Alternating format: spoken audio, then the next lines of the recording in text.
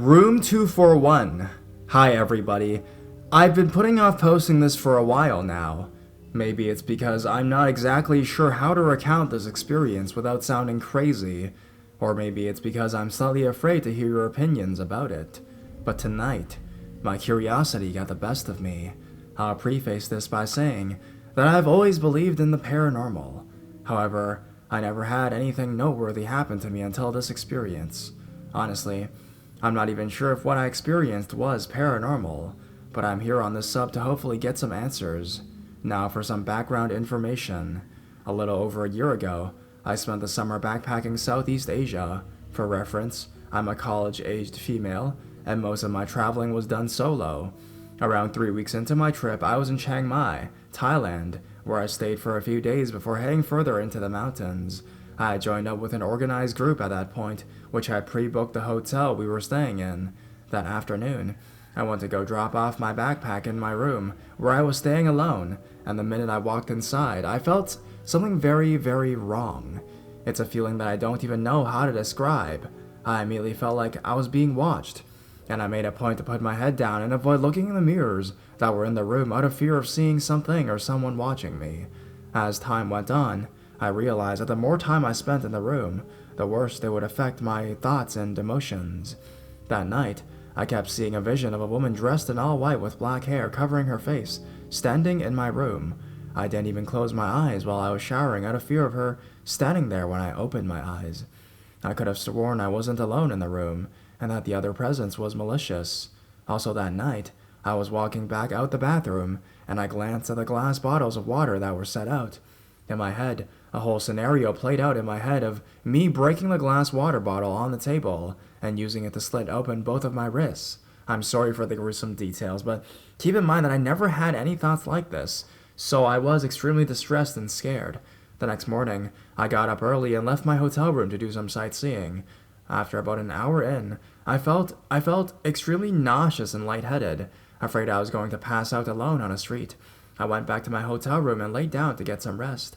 As soon as I went back into my hotel room, an overwhelming sense of dread hit me. I got the idea in my head that I was going to die that day. Everything in my mind was telling me that once I closed my eyes, I would never wake up again. I kept telling myself that I was probably just sick or dehydrated, so I kept drinking water and telling myself I was going to be okay. I was still awake, but I just shut my eyes and immediately, I had a vision that demons were grasping onto my ankles and trying to pull me into hell. In that moment, I was praying and screaming in my head for God to save me. In my vision, he grabbed my hands and pulled me up, and then I passed out for several hours. I immediately left my hotel room when I woke up and felt fine. But that night, when I came back, I was having the same vision of the woman and feeling like I was not alone. We left the next morning and nothing remotely similar has ever happened to me since. But I've always been left wondering what that experience could have been or meant. Also, we stayed in that hotel one more night a week later. I was in a different room, and it was completely normal, to be honest. It should be noted that before heading on this trip, I was prescribed some malaria medication. I don't remember the exact brand or anything like that, but I do remember checking the side effect for this particular one, and hallucinations weren't a common side effect, even though I know that several of them do cause them. However, I took it every day that I was gone, but never had any problems anywhere else besides in that hotel room. So it is hard for me to believe that it would cause my such intense hallucinations only in that place and nowhere else on my whole trip. Also, I'm not sure if this is relevant, but it should be noted that it was an old hotel built around the ruins of an old city wall. Any and all thoughts and opinions are recommended. I'm genuinely curious what you have to say and what you have to think.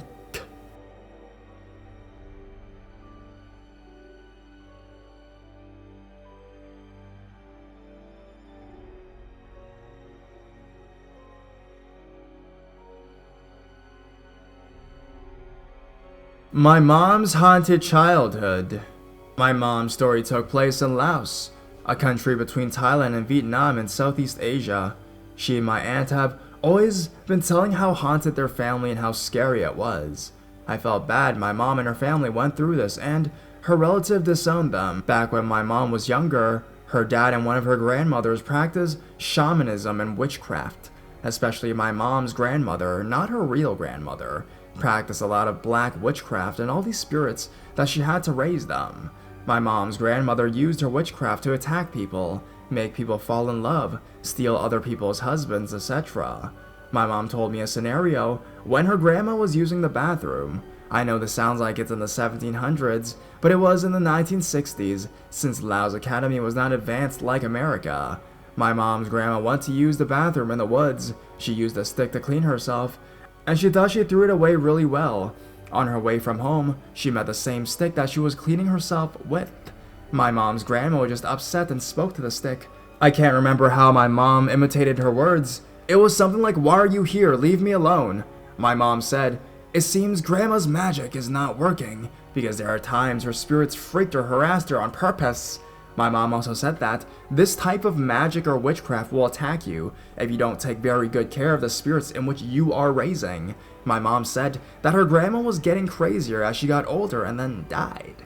This is the part where it gets really scary. My mom said since her grandma passed away, things got weird. There are times my grandpa's chickens and pigs would die the next day. At nighttime, they would hear the chickens making noises. My grandfather knew it's not a fox or any wild animals doing this.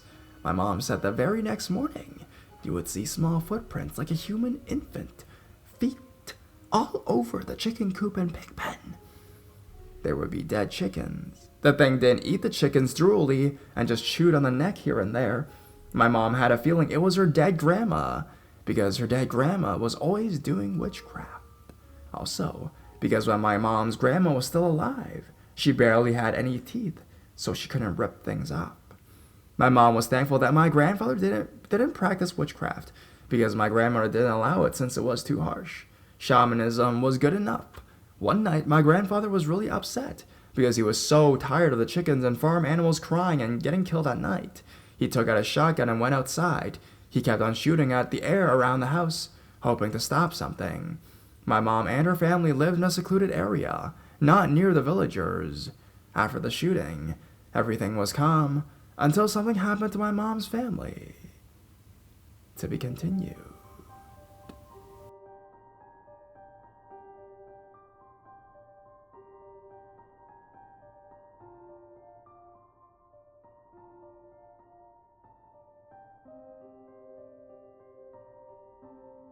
From Telling Shan with Love. This story takes place one summer in Bangkok, Thailand, about 3 weeks after I arrived as a participant in an international exchange program.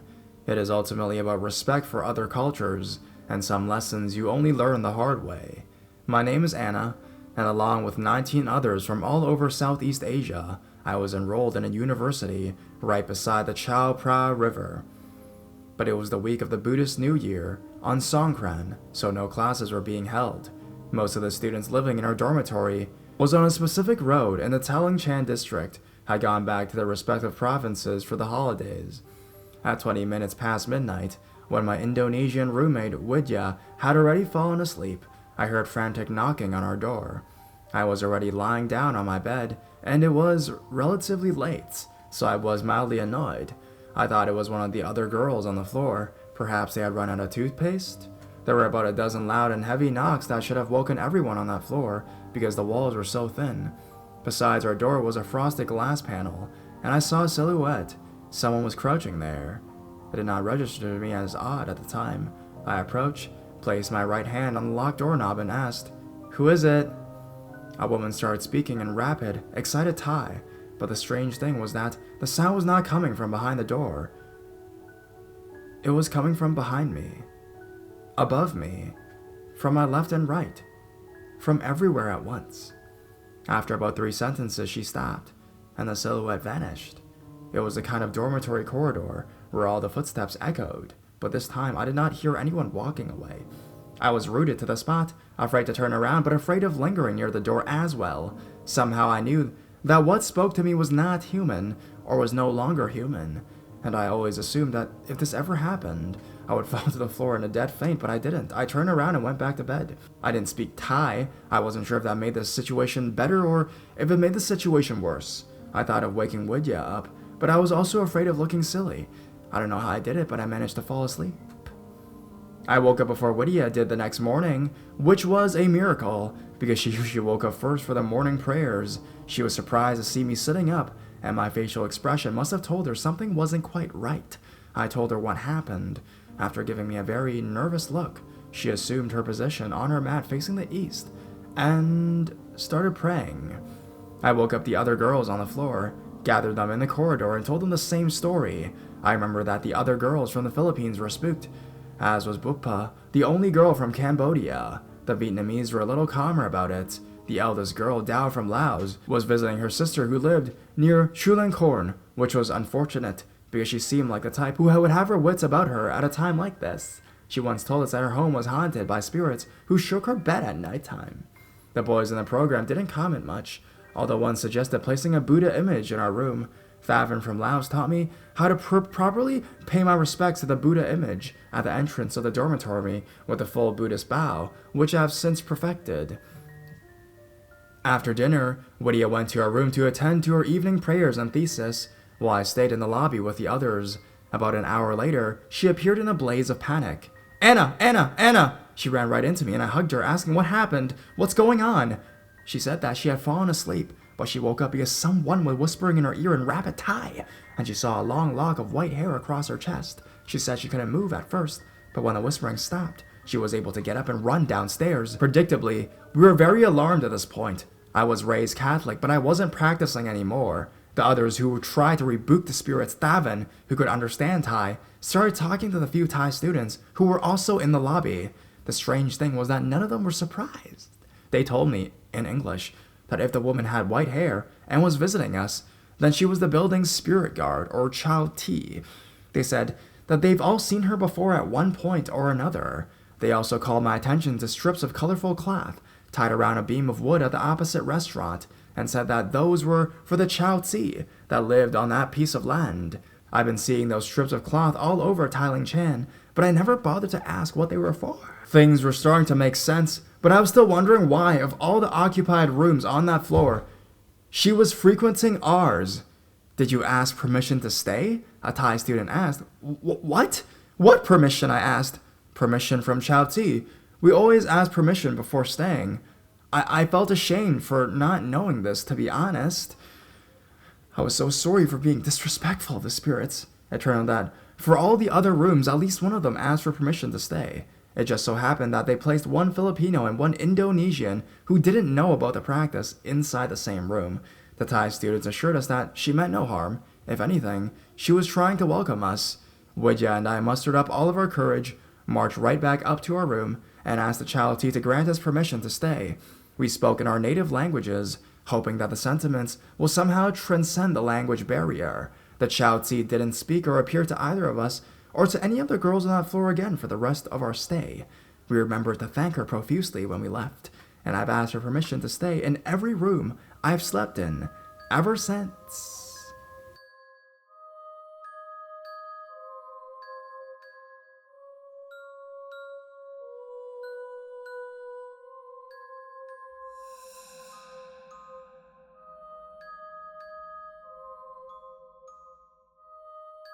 Old Mowbray Camp. This is a select army experience. As mentioned in my first story, I'm a Christian. I've had supernatural incidences happen around me, but mostly not affecting me exclusively or directly. I believe the Holy Spirit keeps unwelcome entities at bay. On the next topic, Mowbray Camp. While each experience below might not be significant individually, the fact that they all happen in the same place, the first 6 around the same building, makes it worth mentioning. While I was still a conscript, I was posted to Mowbray Camp to begin training as an MP. After graduating as an MP, I stayed on in the camp until the end of my 2.5 years of service. The camp was built on a hill in the early part of the 20th century to house a British gun battery, and many of the older colonial-style buildings in the camp have dates inscribed above the main entrances. Most of them are 4 to 5 story structures, and the older ones, the ones with dates on them, were built in the 1920s and 30s. There were different kinds of buildings, like the bucks, cookhouse, ammo dump, armories, dog kennels, etc. scattered all over the hill, and a football soccer to some of you field carved out of the slope near the apex of the hill. About half of the camp was located at a cross junction, a pretty busy intersection, and the other half was surrounded by thick forest that also formed the border of an adjacent military camp. During the Japanese occupation, I was pretty sure the Japs used the camp for their military activities, although it does not seem to have been documented in the public domain. Both camps have since been relocated to other parts of the island, and the old Mowbray premises is now used by the police force. There were several events that I witnessed while I was there that may or may not have been paranormal, but seemed strange to me and my buddies. The camp is generally believed to be haunted by all who have spent time residing there. Also, there were rumors and unconfirmed sightings of white figures in the forested parts. I've never seen those figures myself. Number 1. Dogs howling at odd hours. In Asia, it is believed that dogs are sensitive to supernatural beings. Within the camp, there were several dog kennels that dotted the area. These were to house both the narco and security attack dogs that the regimental police and MPs handle. While I was in the MP training course, our quarters were about 1/4 on the top of the hill, and one of those kennels was not too far behind the building. Occasionally, maybe about once or twice a week at odd hours, and mostly during late nights, early mornings, the dogs in the kennel behind our building would suddenly start to bark and howl fiercely in unison for about a minute, and then suddenly they would all start whimpering for about half a minute or so, followed by silence almost as suddenly as they had began. We checked with our friends who were dog handlers, and they confirmed that there were no duties, feeding, cleaning, etc., that were scheduled during those hours. Everyone was sleeping. This also happened to kennels further away from us, but the dogs located behind us were the most noticeable as they disturbed our sleep. In the first couple weeks, there was a feeling of unease whenever it happened, but as time went by, most of us were able to sleep through these incidences. Number 2. Bed shaking and dust pictures on the bed. We slept on very old iron-framed double-decker beds. Basically, each of the 4 corners were held up by 2 iron poles screwed together, and the frames for the mattress were made of T-shaped beams with a netting made up of interlocking iron links, on which a foam and sponge mattress was laid. There were some beds that were prone to bed shaking. Basically, occasionally, the beds would vibrate when someone was lying there. It was not due to any movement, nor harmonics from traffic. I can't remember whether the beds shook on their own, or only when there were people on them, but it was another phenomenon that spooked those affected at first, but gradually we got used to it. There was one of my course mates, a Malay, who had dust pictures form on the corner of his bed about every week or so. These would look like they were made of the fine dust and dirt, the kind that you would find in your dustpan after sweeping a neglected area. Sometimes it'd be a random pattern, sometimes a recognizable picture. Occasionally, there would be long strands of hair on his bed. This only happened to one course mate, unlike the bed shaking that affected several others. That guy also had a shaking bed, if you know what I mean. Number 3, Phantom Soldier. One of my section mates, I trust him, he doesn't lie, told us about this particular incident. As he is a timid disposition, he waited one night for someone else to go to loo as he needed to relieve himself urgently. Finally, he saw someone walk from a further bunk across ours on the way to the loo, so he immediately followed. As he crossed the doorway of the bunk into the corridor that led to the loo, he saw that there was no one there, and when he used the toilet, no one was there. All the doors were open, needless to say. He did what he did, and then ran the fuck back. Number 4, storeroom lights.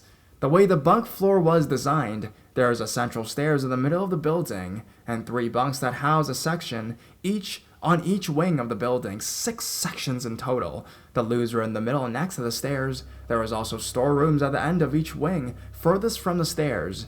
These held our training stores, and were always kept locked. The last bunk in each wing next to the store had some sort of window and glass pane in the wall that partitioned the storeroom. On several occasions, stores were kept, lights turned off, and the rooms locked, only for us to notice that the lights were turned on the next morning. This was about 20 years ago when motion sensors were a novelty, and in a camp where the wiring is older than all of you reading this.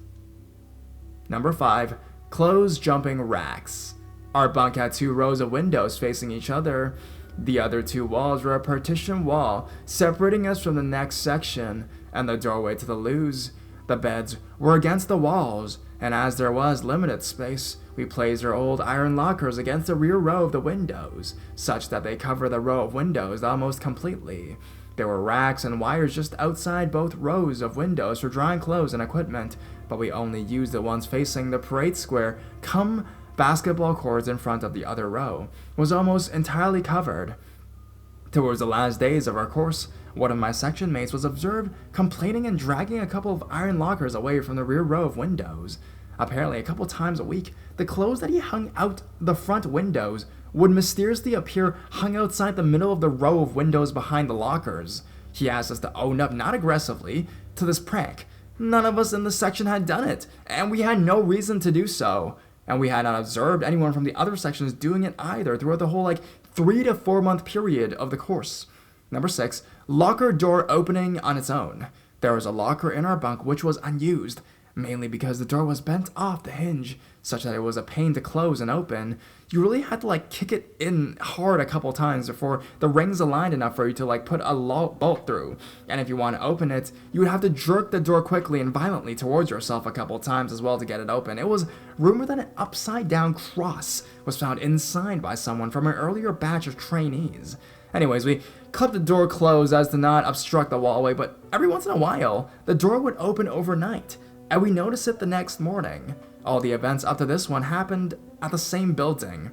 Number 7, flickering lamppost. A couple times a month, we had to do guard duty. This entails about 8 of us split into 2 details, 4 men each. 2 men from the active detail would man the guardhouse and barrier at the main entrance, and the other 2 would have to walk along the perimeter of the camp in our gear. Each detail would be on duty for about 3 hours, and then switch with the other detail. Each duty was from about 7 p.m. until 7 a.m. the next morning. At the back of the camp, there was a lamp post at the bottom of the hill, near to the forest and facing the rear gate that was rarely used. If you stood off a distance from the post, the light would be steadily on, but as we approached it, often it would start flickering, not at a high frequency, but intermittent, like an old fluorescent tube that is about to fail completely. Again, there are no motion sensors. Number 8, black figure. After MP basic training, I was posted to a company with quarters nearer to the bottom of the hill and nearer to the main road. Mostly we did drill and honor guard, but also training for a wartime duty of handling, escorting, and transferring POWs. In our final months there, we had to perform company orderly sergeant duties as senior corporals. Basically, we'd be in the COS room and would have to take care of the company line, make sure cleaning duties were done, register visitors, handle the keys to rooms and vehicles, etc. Also, we had to sleep in the COS room overnight, so we hated getting weekend duties.